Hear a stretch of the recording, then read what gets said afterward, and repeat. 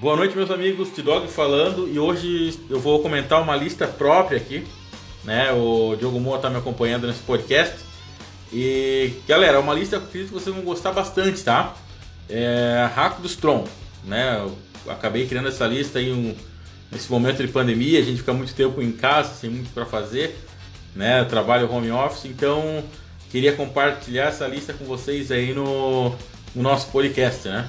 Passar a palavra pro Diogo Moa aí para dar umas boas-vindas para vocês. Fala galera, boa noite. Aqui é Diogo Moa falando, parceria com o T-Dog. Esse deck que a gente vai falar hoje é bastante interessante. Até o T-Dog apelidou ele carinhosamente de Megazord. BR Megazord, né? Sim, BR Megazord. E o que eu posso falar? Eu acredito que vocês vão se surpreender bastante. É uma lista bem legal. Eu espero que vocês testem esta lista. E espero que gostem também. Lembrando que gostaram do vídeo, dá o like. Quem não é inscrito no canal, se inscreve no canal. A gente vai tentar trazer decks diferentes aí nesse momento. Nós também estamos no Spotify. Então, se vocês quiserem acompanhar os nossos podcasts lá, a gente também disponibiliza uma segunda opção de plataforma para vocês. Beleza, galera? Então vamos começar como de praxe, né, galera? A gente sempre fala do setzinho de terrenos aí. Então, para isso de conversa, a gente usa 4 cavernas sanguinárias, né? Que é aquele terreno que adiciona uma preta ou uma vermelha, ele entra em jogo virado e tu ganha um ponto de vida, né? Com o Jump Start. Provavelmente aí essa lista tem a tendência de mudar, né? Justamente porque tem as terras novas aí, né? Que estão vindo, né? Com certeza. A terra, tanto a vermelha quanto a preta, eu acho que dá para colocar 2 de cada. Sim. Vão realmente inovar e ajudar bastante nessa curva de mana do deck. Então, 4 cavernas sanguinárias, 2 pântanos, 2 montanhas, né? E um Bojuka Bog, que é para dar aquele hate grave em decks que abusam e usam bastante o cemitério. E como não pode faltar aí a questão do Megazord, porque eu capitei carinhosamente, vai todo o set de Tron, né? Vai 4 torre, 4 mina e 4 usina de urso, né? Que a gente sabe que essa combinação aí é mortal no nosso meta. Inclusive, a gente tá gravando esse podcast aí, a gente sabe que o Tron vai sofrer um pouco aí, talvez com algumas questões do banimento. Todos foram pegos de surpresa, né? E essa é a lista de terrenos, né? Quem sabe até se torne uma alternativa de deck novo do Tron aí, né, T-Dog? Quem sabe a gente seja o inovador, o primeiro, o pioneiro, né? Sim, vamos ver como é que vai ficar o Tron, né? Eu acredito, depois no final aí eu e o Diogo vamos dar os nossos palpites dos banimentos, tá, galera? Até pra vocês não ficarem com essa dúvida na cabeça.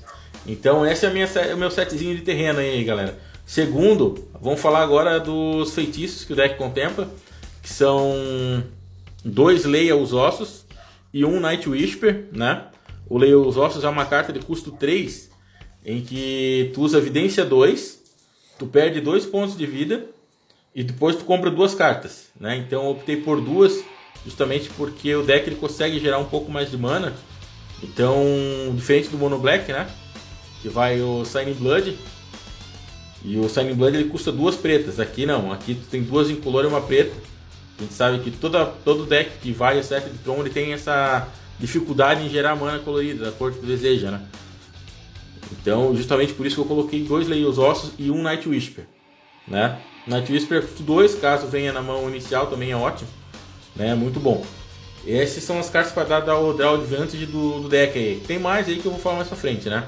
E aí na parte de controle eu conto com 4 Edito de Shiner. Essa aí já é velha conhecida, né? Do Mono Black. Com certeza. É uma carta que, fechando o Tron, tu consegue recapitular ela facilmente. E o pessoal que quiser testar a lista ali depois vai notar isso também. Sim. Já é uma velha conhecida do Mono Black, BW. Tanto é que tu e o Damai já fizeram podcast. Nós fizemos um podcast sobre BW também, né? E o Edito de Shiner pra mim, cara, é uma das minhas cartas prediletas. Não só nesse deck, mas em vários outros aí que ela tem espaço, né? Então, ainda ali na lista, na parte dos feitiços, 3 Firebolt, custa 1 vermelha, dá 2 pontos de danos. na criatura ou jogador, e ela tem o flashback 5, né? O recapitular 5.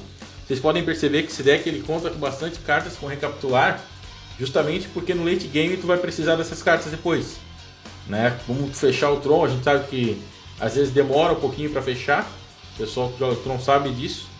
Então, tendo essas cartas no cemitério, depois fica muito fácil tu estar conseguindo controlar a mesa ainda mais. Conto com uma Justiça de Evincar. Aí é uma carta que eu gosto, do valor. A danação do Pauper, né? E essa Justiça de Evincar aí, cara, ela tá pra dar aquele ponto-chave aí contra Boros, Bully, contra Elfos, contra Stomp, né? Vocês vão ver que no side também tem mais uma Justiça de Evincar, que é justamente pra ir contra esses decks aí, que tem força contra o Tron, né? Aí ela é uma condição de vitória também, dependendo do match, vai ficar fazendo e devolvendo ela pra mão. Ela se torna, sim, uma condição de vitória do deck também, né? Sim, ainda mais com as lentes do Tron, né? Tu consegue pagar muito facilmente ali o recuperar. Seguindo, galera, 2 Holy Thunder, carta pra mim que é ótima no deck, né? É uma carta de custo 2 vermelhas e X, onde tu paga X, tu causa X pontos de dano, dividido da maneira que tu achar melhor, né? Entre criaturas e jogadores. É claro que geralmente tá voltado pro X1, né? Então o cara tem 3 criaturas 2/2, 2/1, né? Tu consegue dar 1 em cada criatura e mais no oponente e dividir da maneira que tu achar melhor, mais confortável no momento oportuno do jogo, né? Então uma ótima carta com 2 cópias. Algumas versões de Tron clássico também utilizam essa carta, né? A gente sabe disso. Mas pra mim aqui no Rakdos Tron Megazord ela é indispensável. Ela vai ser uma condição também de vitória, igual a Justiça de Evincar, porém com uma possibilidade de ser bem mais agressiva, e ela pode ter bastante valor do meio da partida, mas do meio em diante, né? Do meio pro final da partida. Sim, ela já é voltada para final de partida, né? Então, quando eu tô com essa carta assim, eu gosto que ela venha mais pro final da partida, já para tu poder dar 9 ou até mesmo 10 pontos de dano no oponente. Seguindo aí, vamos falar das mágicas instantâneas, galera. Conto só uma no main deck, né? Depois vocês podem comentar aí. Um único Baile Devastador, né? Que é uma carta 2 incolor, uma preta e uma vermelha. Ela destrói criatura alvo ou terreno alvo, né? Daí nessa parte de mágica instantânea eu sei que muita gente pode estar questionando aí o porquê que eu não uso o Terminate, né? O Terminate, gente, eu não estou usando no momento, justamente por causa de uma questão de mana colorida, né? Como o Terminate ele custa uma preta e uma vermelha, eu acho que às vezes ele fica um pouco difícil de estar jogando ele, Diogo, sabe? Em determinados momentos ali eu acho que o Edge ajuda mais, né? Se tu for levantar, botar o valor aí nos dois, a gente sabe que o Terminate é mais rápido, né? E ele mata inclusive criaturas como o Guild Pact, né? O Edge também, mas se o oponente tem mais uma carta em campo, ele acaba não conseguindo esquivar do Edge. O Terminate tu dá o alvo, né? O Edge dá o alvo pro jogador. O jogador vai escolher, essa é a principal diferença, né? E como ele é um deck mais voltado pro late game, eu optei mais pelo Edge por causa do recapitular. E o Baile Devastador, tu joga uma carta aí para meio do jogo, né? Então eu acho que na metade do jogo eu já tenho mais ou menos as manas formadas ali. Então eu consigo jogar sem problemas, né? Além de dar a opção de destruir um terreno alvo, né? A gente sabe que o formato está recheado de Tron, muito Mystic Sanctuary, né? Então essa carta já vem mais nesse sentido também, para poder lidar com essas adversidades que o deck pode encontrar, né? O deck conta também com bastante artefatos, né? E o primeiro deles que eu uso 2 cópias é o Asenet Rakdos, que é 2 manas incolores. E ele tem uma habilidade ali que apaga uma incolor, vira, adiciona uma preta e uma vermelha, né? Isso aí por si só já é uma vantagem absurda pro deck, porque na questão de corrigir as manas, se tu não conseguir corrigir em tempo hábil, tu pode acabar perdendo o jogo, né? Quando tu pega um deck muito rápido. Pelo que eu tô vendo aqui, tu tem temos uma variedade aqui de correção de mana bastante grande, né, T-Dog? talvez não seja tão problemático conseguir as manas coloridas que o deck precisa, né? Por isso mesmo que eu optei de não usar os Terminate, né? Porque o Terminate, embora seja uma carta de custo 2, eu acredito que eu conseguiria jogar ela no turno 3 em diante. Eu não conseguiria jogar ela no turno 2 como eu conseguiria jogar um Edito ou um Firebolt, por exemplo. Sim, estatisticamente a possibilidade de tu ter realmente as 2 manas no turno 2 é bem pequena. E daí na sequência ali, galera, eu uso 3 Pristinous Talismã, né? Esse aí já é velho conhecido também. Ele é custo 3, vira, adiciona uma mana incolor e ganha 1 ponto de vida. Né? O deck conta ali com cartas como Lei os Ossos e Night Whisper, que te obrigam a perder vida. A própria Justiça do Vincar te dá 2 pontos de dano, né? Então é muito bom que tu consiga recuperar essa vida que tu perdeu durante o jogo. E se o oponente não conseguir lidar com isso, tu vai ganhar vida o resto do jogo, né? A gente sabe que dificilmente o deck tem... Os decks hoje, né, do formato aí, tem cartas para lidar com artefato no main deck. Então na primeira partida, se tu conseguir descer um Pristinous Talismã, geralmente tu vai ganhar vida o resto do jogo. O jogo sabe disso, né? Joga de BW, que conta com 4 também, né, jogo? Sim. E a gente percebe aí quando tá jogando que realmente é muito difícil lidar com ele, porque o pessoal não tem nada que destrói artefato no main deck na primeira partida. Não sei se tu conseguiu sentir isso também, Diogo, com BW. Eu compactuo da tua opinião. Eu acho que o BW ele tem muito valor no primeiro game devido a essa situação.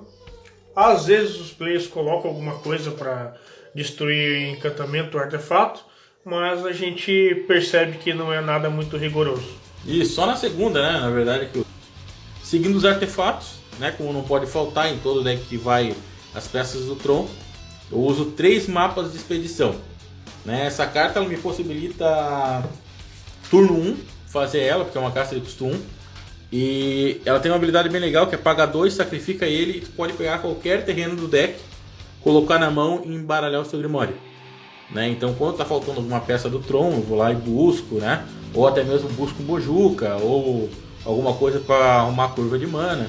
Uma carta extremamente interessante e também acredito, Diogo, que seja uma carta indispensável nesse deck aí, tá? Os mapa de expedição. Com certeza. Ela é tão versátil que ela chega a um ponto de que ela é indispensável para o deck, porque a versatilidade dela é tão grande, ela se torna tão essencial que eu não vejo nenhum deck Tron hoje jogando sem essa carta. Pra mim ela não tem como, né? Ainda mais tu pode variar os terrenos no deck. Nessa lista aqui, como eu falei, galera, ela tá ainda em análise, né? Eu tô estudando, tô fazendo bastante testes com ela. E no momento eu optei por 3 assim, né? Porque é uma carta que eu quero que realmente venha na minha mão inicial. Seguindo 4 Prisma Profético, né? Eu acredito que o Prisma também entra aí com uma parte de correção e Draw Advantage no deck. Muito boa, né? Me agiliza muito a questão de correção de mana.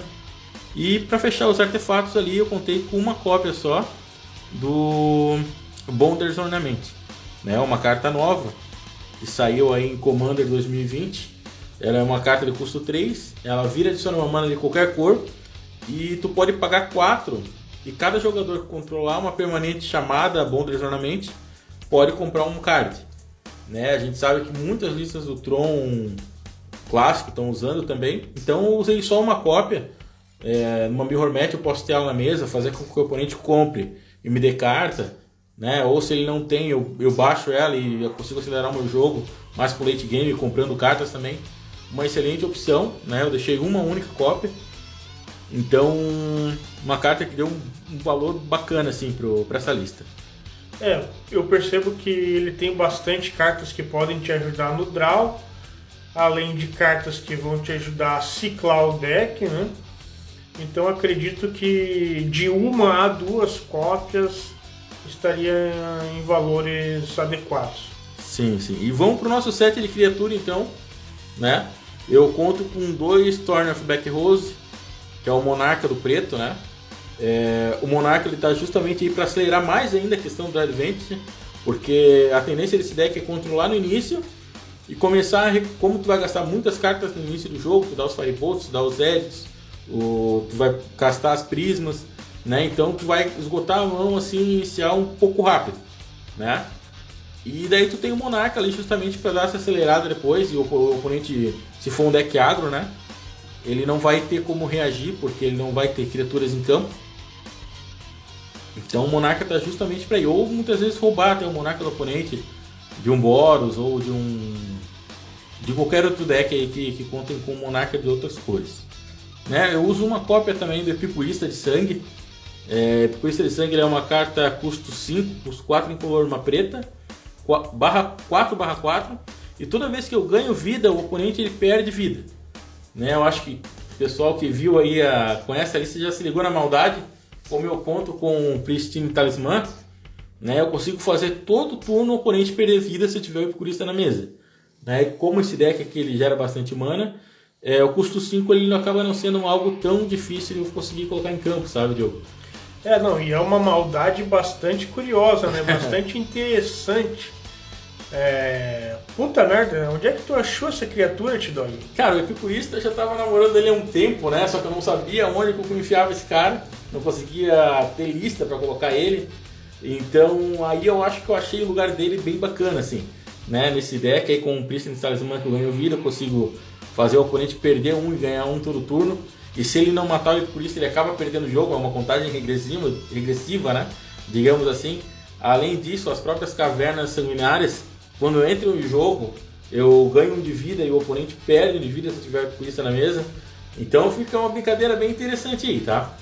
E é claro, a cada turno eu ganho um, o oponente perde um. O pessoal pode não dar tanto valor para isso, mas como o jogo começa a se estender, né? E tu viu que tu ganhou 4 de vida, o oponente perdeu 4, perdeu 5, tu ganhou 5, aí a brincadeira muda.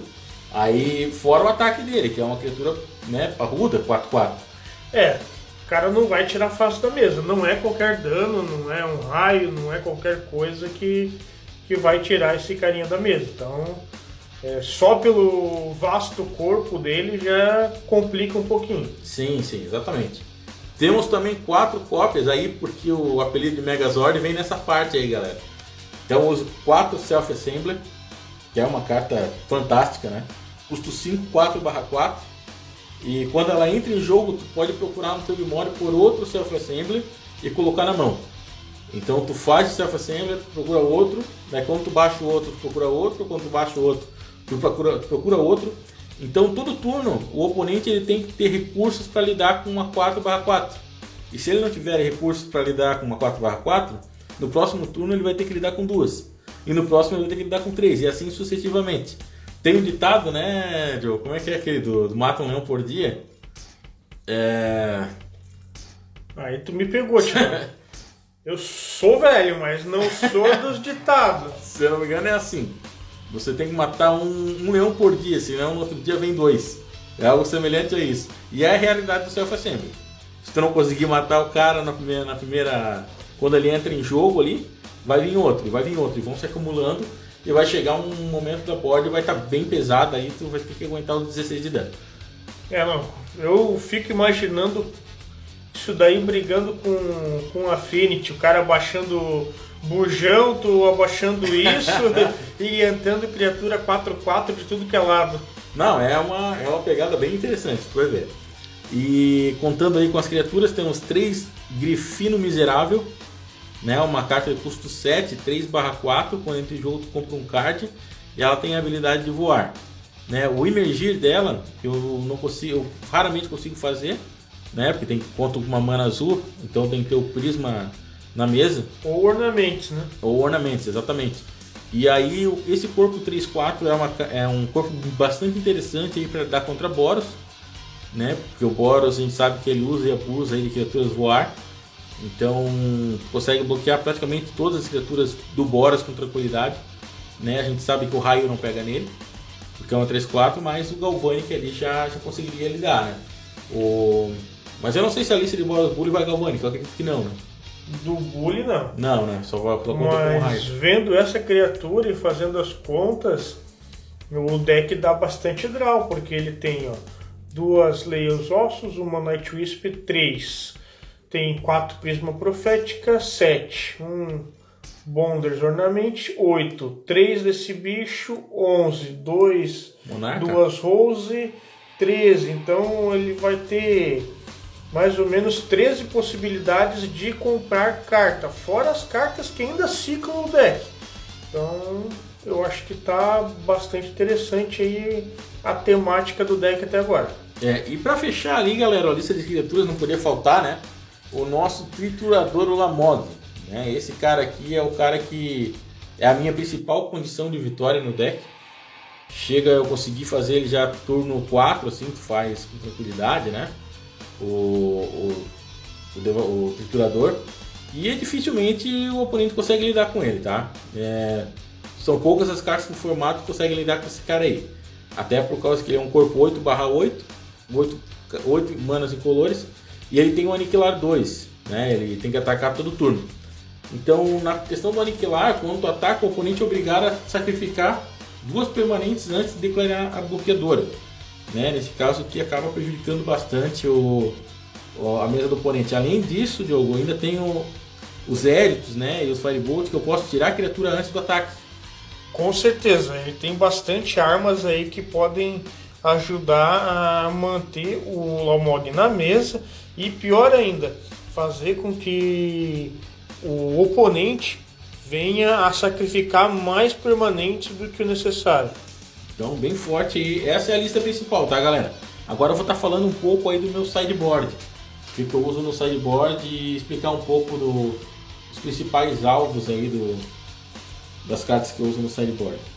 Então, a primeira delas, né, eu uso 2 Explosão Elemental Vermelha, uma carta chave aí contra azul. Acho que todo deck vermelho, pelo menos que eu acompanho aí, usa pelo menos 2 cópias ou 3, alguns até mesmo 4, né? Então, bem interessante.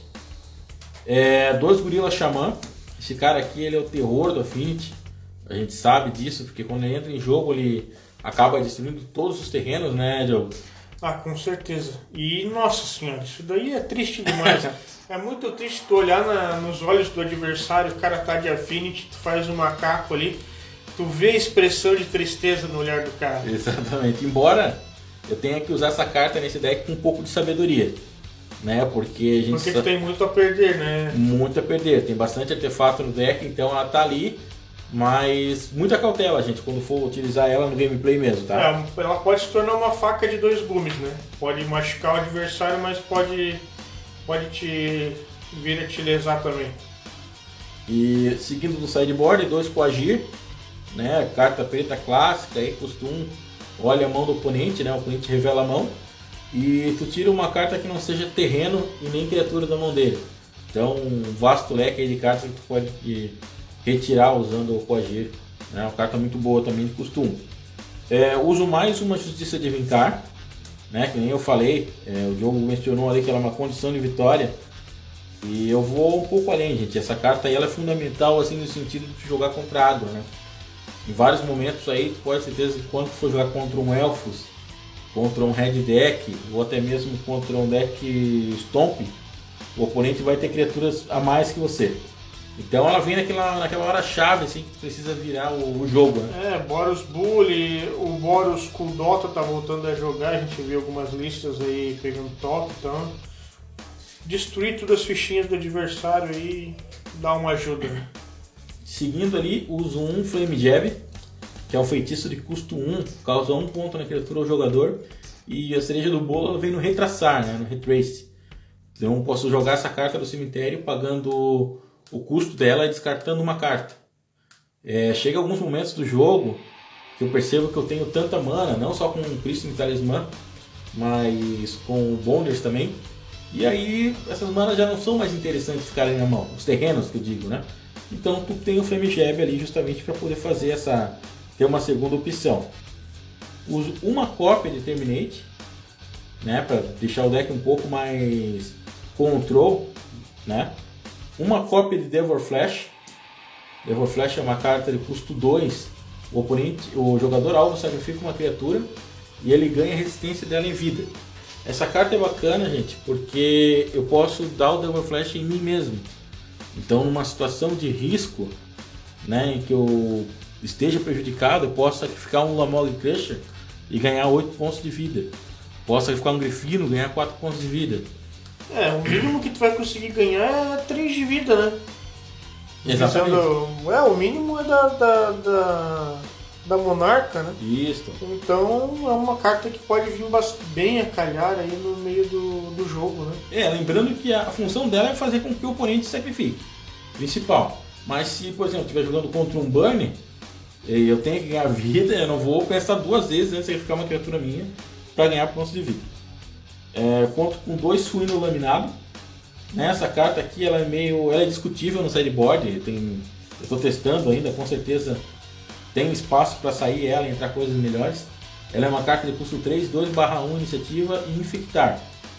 O que chamou a atenção aqui foi o infectar e iniciativa, porque o dano de infectar ele causa na forma de marcador -1/-1.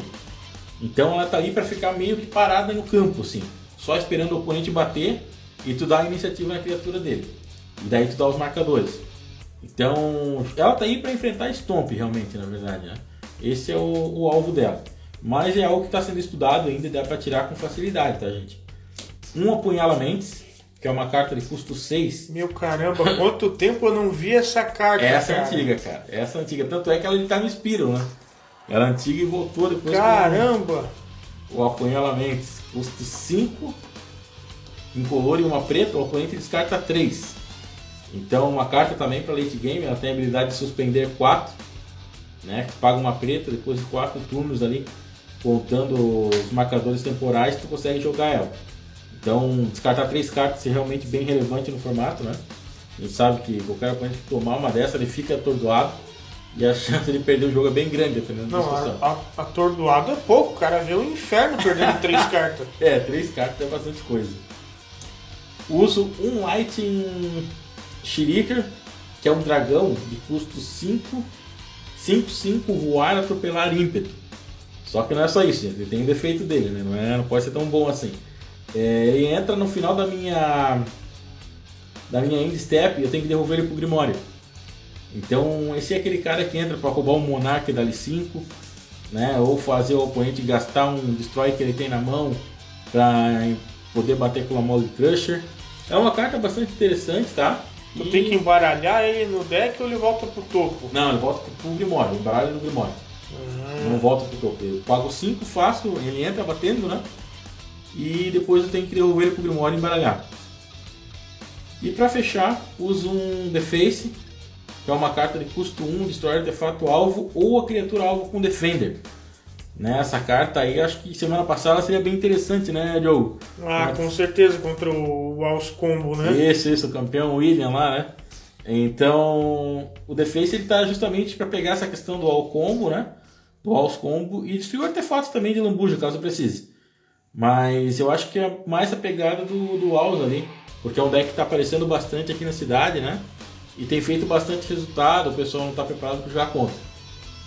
Então é isso aí, Diogo. Essa é a minha lista que eu uso, né? O nosso Megazord Tron, né? BR Megazord Tron, apelidado assim carinhosamente. Megazord justamente por causa dos grandes bichos que entram na mesa ali, pelas peças de Tron. E um deck bastante interessante, eu acho que se vocês montarem aí vocês vão gostar. Como todo Tron, sofre um pouco para agro, né? Mas eu acho que ele consegue lidar bem assim com essa questão também. Tem ferramentas para isso, né? Tem ferramentas para isso. E eu quero ver ele na mesa agora, T-Dog. Pois é, cara, eu tô pensando aí num próximo vídeo aí, num próximo gameplay, a gente até botar ele para rodar aí para o pessoal ver na prática, né, como é que funciona aí o terror do Megazord. Mas enfim, vamos ver como é que fica aí os likes, né? E ver se o pessoal acabar pedindo o gameplay lá, a gente pode fazer, né, Diogo? Pode, com certeza, mas eu tenho uma dúvida. Não foi esse deck que tu já foi campeão numa Friday? Cara, com esse deck eu cheguei em segundo lugar, né? Eu acabei perdendo... Que todo mundo falava, meu Deus, que deck é aquilo? Aquilo não é Tron, aquilo não é Rakdos, eu não sei o que eu faço. Quando eu fui com esse deck gerou bastante polêmica, assim, né? Até pelo fato de ser algo novo aí, eu vi bem pouca coisa similar, né, a ele, assim. Não vi ninguém jogando competitivo com esse deck, então, primeira vez que eu fui, se eu não me engano, acho que eu não sei se fui campeão ou segundo lugar, eu fui numa posição Mas eu sei que entre primeiro e segundo, assim. Né? Foi alguma coisa assim, eu lembro que falaram, porra, só o T-Dog consegue jogar com deck assim.